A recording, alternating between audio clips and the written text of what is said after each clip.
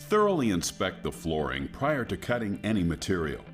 Immediately contact the retailer in the rare event that defects are detected.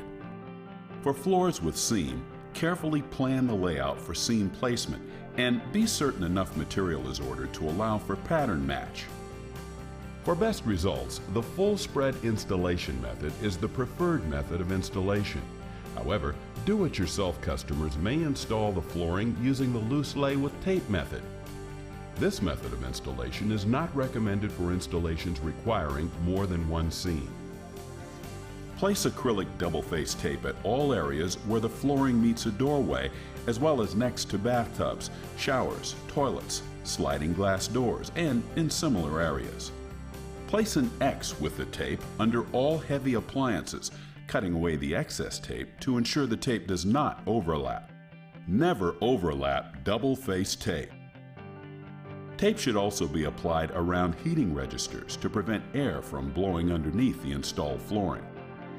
Position the material in the room, aligning the pattern with the wall. Remove excess material, leaving approximately 2 inches up all walls. Gradually cut down the flooring material at the corners and make relief cuts at projections to allow the material to lay flat before the final cuts are made. Long lengths of flooring can have a tendency to bow or twist during layout and installation. Use caution to ensure that the material is laying flat and is properly aligned before the final fitting and cutting of seams, especially when going through doorways and around other fixed objects.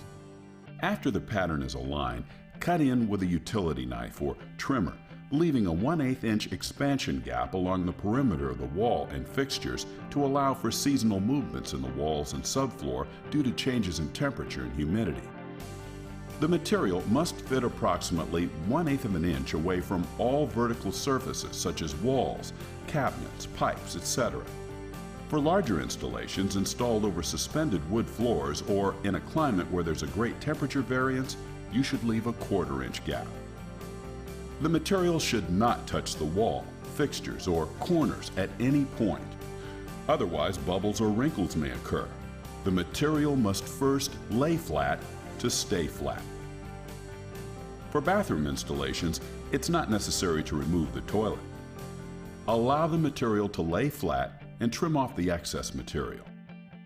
Remove the protective paper layer from all acrylic double-faced tape and roll material over the taped areas with a hand roller.